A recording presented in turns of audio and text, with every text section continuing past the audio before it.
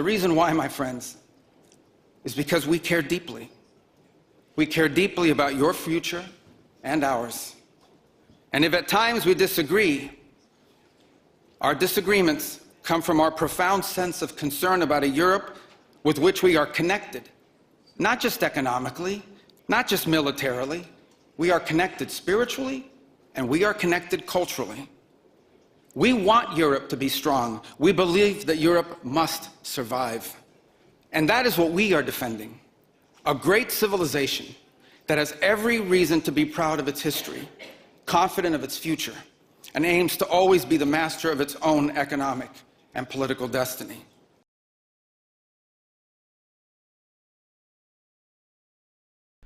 Through inheritance, accumulated wealth is passed from one family's generation to the next. Wealth acquired by white families based on the expropriation of black labor and land ownership passed on to succeeding generations of whites until the original sources of wealth became hidden by time. This doctrine of an unequal exchange by Western civilization that we have been talking about continues to be an effective strategy of what whites use to gain access to black wealth.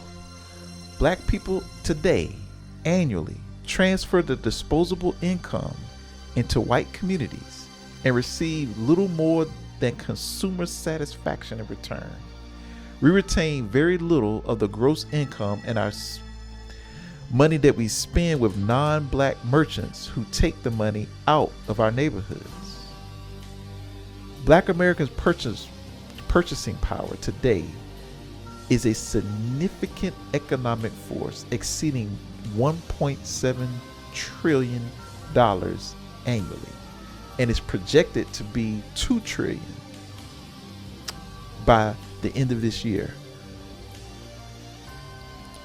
And despite all of this, we have to find ways to strengthen our economic base by entrepreneurship, businesses, supporting the businesses that are in our communities.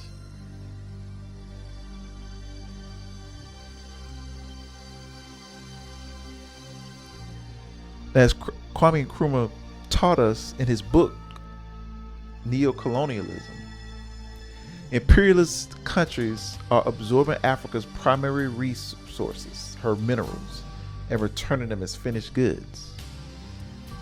The very essence of neo-colonialism is that the state which is subject to, in theory, independent, and has all the outward workings of an international sovereignty, but in reality its economic system and thus its political policy is directed from the outside, in direct rule. The foreign capital is used for the exploitation farther than for the development of the African nations, which increases the gap between the rich and the poor. Neo-colonialism is also the worst form of imperialism because those who practice it means power without responsibility, and those who suffer from it means exploitation without redress. The neo-colonialist quest for economic dominance does not come in the operations of economic sphere. They use these old methods of religious, educational, and cultural infiltration. Many teachers and cultural ambassadors influence the minds of the youth against their own country and its people. They undermine the confidence in the national government and the social system through exalting their own notions of how a state should be run, and forget that there is no monopoly on political wisdom. What we observed, as Kwame Nkrumah states, is the constant penetration of a few banks and financial institutions into large industrial and commercial undertakings, creating a chain of links that bring them into a collective relationship, making for the domination in both national and international economy.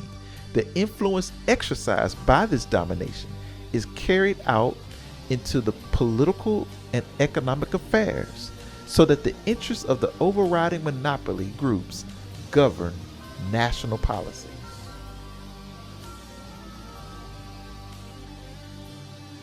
And that, my friends, is what you call Western civilization. Does that sound like it benefits Africa and its people? And among those instruments of Western psychological warfare are numbered in the intelligence agencies of the Western countries headed by those of the United States of America's invisible government. In Africa alone, United States information agencies transmits throughout over 30 territories using their media to glorify the United States while attempting to discredit countries with an independent foreign policy. Its literal job, these information agencies, is to analyze the situation in each country, make recommendations to its embassy, thereby to its government, about the changes that can top the local balance in the Western powers' favor.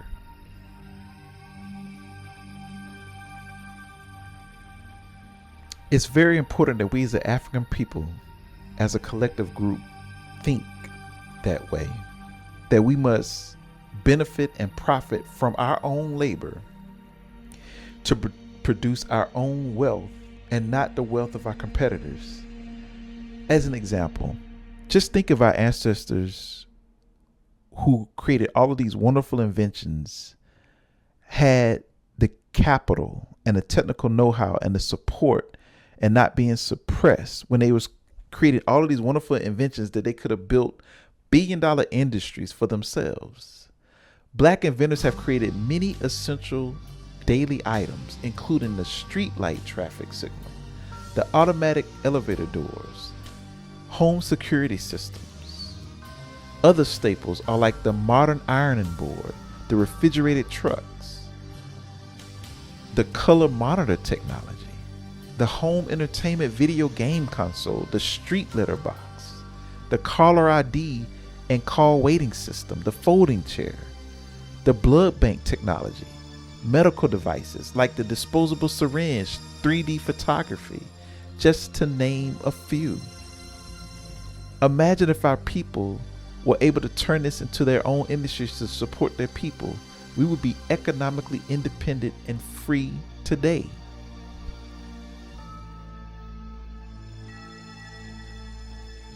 So on a continent, in order to halt foreign interference, and in the Caribbean nations as well, in the affairs of these countries, it is necessary that we must study, we must understand, we must expose, and we must actively combat and attack neo-colonialism in whatever guise it may appear. For these methods from these colonialists and these Western powers are subtle and they're varied. They operate not only in the economic field, but also in the political, the religious, and the ideological and cultural spheres. So I say, to hell with Marco Rubio's speech, that this should be a gift to the African world and the diaspora to protect its resources, because we remember what they did to us to achieve their wealth.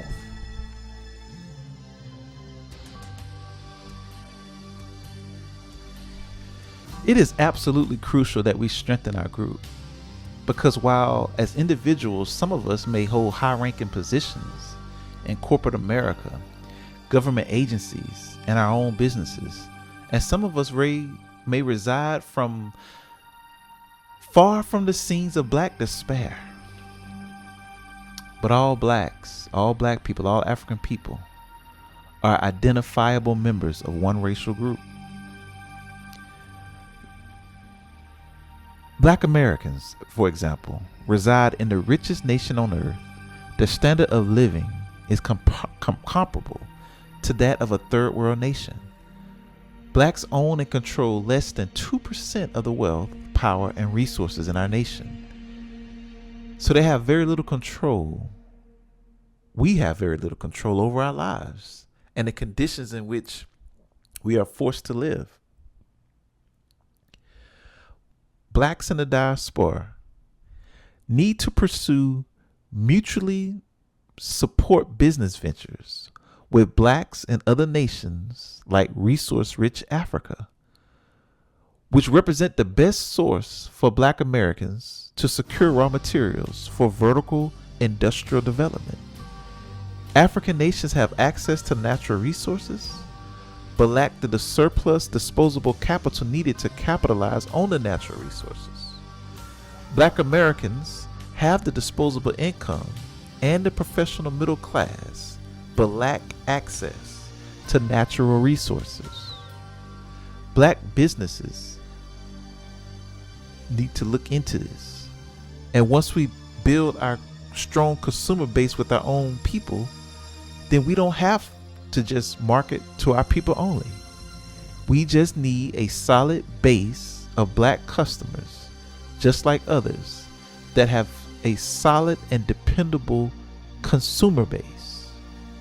Black leadership must find opportunities for black businesses to gain access to raw materials if the concept of vertical integration is to be viable. Focus our energies on black and other non-white nations. Africa represents both another market for this and a new source of natural resources that could fuel black businesses in America. Blacks should seek business relationships with various independent African countries, primarily in terms of securing competitive control of resources for its industries.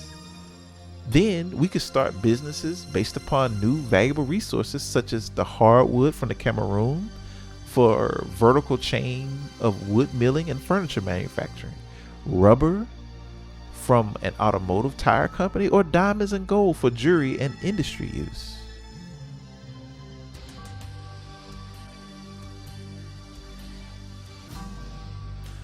Brother Malcolm mentioned in his autobiography that it should be a requisite for any black American leader to travel to non-white lands and attend as many conferences and meetings and establish ties, because many people in these lands are concerned about him.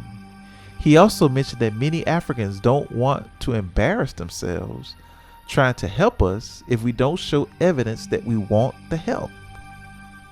Malcolm also stated in his autobiography that black leaders' most critical problem is their lack of imagination. His thinking, his strategies, if any, are always limited to only that which is either advised or approved by the white man or Western civilizations. And the one thing that the American power structure does not want is any black people to start thinking international. He also goes on to mention that the single worst mistake of any black organization in America is that they fail to establish direct brotherhood lines of communication with the independent African nations and black Americans. He said African nations should be getting direct accounts of the latest developments in the diaspora instead of these compromised United States media outlets. Malcolm had one example where some Nigerian officials told him how skillfully, as Kwame Nkrumah stated in his book Neo-colonialism, that these U.S. information agencies are spreading amongst the African people on the continent the impression that the black people in the States don't want anything to do with them. And Malcolm talked about how white people were openly talking about how they wanted to exploit Africa through its human wealth, started with this human wealth and now with the mineral wealth. And that there is a deliberate conspiracy to keep the world's people of African heritage separated both physically and ideologically from each other. Malcolm talked about his time with Kwame Nkrumah of Ghana at that time, and when he was able to give a talk to the Ghanaian parliament. And after the talk, the people of the parliament mentioned that they would support the African American morally, physically, and materially if needed. So that's what we need, family. We need Black American leaders to follow in Malcolm's footsteps. There are Africans on the continent that are ready and willing to help us. Malcolm also states that in the Western Hemisphere, hundreds of millions of African people are divided against each other, taught by the white man to hate each other and mistrust each other.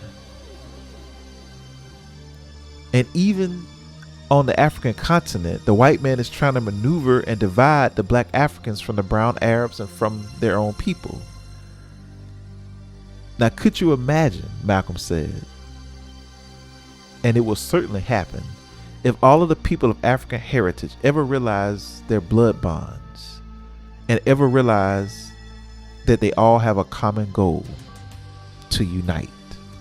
Kwame Nkrumah taught us that thus far all of the method of neo-colonialists have pointed in one direction: the ancient accepted one of all minority ruling classes throughout history: divide and rule. So obviously, unity is the first requisite of destroying colonialism. African unity is something which is within the grasp of African people. The foreign firms who exploit our resources long ago saw the strength to be gained from acting on a Pan-African scale. By means of interlocking dictatorships, cross-shareholdings, and other devices, groups of apparently different companies have formed, in fact, one enormous capitalist monopoly. The only effective way to challenge this economic empire and to recover possession of our heritage is for us to act on a Pan-African basis. Unity, my people, practical unity, is literally survival against Western imperialism and domination, and this Western civilization that Marco Rubio is talking about and trying to reestablish with European nations. Unity is survival. It's not just something that is happy to have. Unity is not just something that is cool down the road. Unity is survival. Pan-Africanism, frameworks of Pan-African organizing, can't just be a slogan or aspirations or theory. Solidarity has to be organized, institutionalized, mobilized, funded, made public policy. Marcus Garvey did it. Kwame Nkrumah did it. Julius Nyerere did it. Henry Sylvester Williams did it. Haile Selassie did it. Malcolm X did it.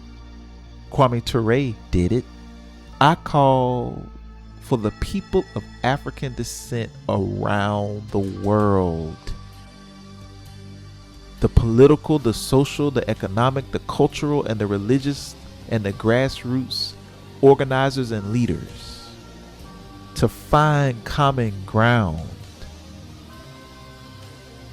If we don't do it, family, with all this information, we can look at the 1884 Berlin Conference and say, hey, those ancestors didn't know what was coming, because no African leader was at that conference. But in 2026, in the era of the age of information at our fingertips, with all this information that we know, with all the information that is being shared and articulated, and with the open signal of Marco Rubio just articulated a couple of weeks ago in Germany, if we don't find common ground globally, if we don't find our common bond, our common experience, our common history, our common heritage, and our common culture, if we don't defend those ideals, we will be controlled, indebted to, disrespected, and dominated by these Western powers for another 100 years. So let it be heard, family. And so let it be done. Unite, fight, survive, and thrive together. Forward, ever, backwards, never. Peace and love.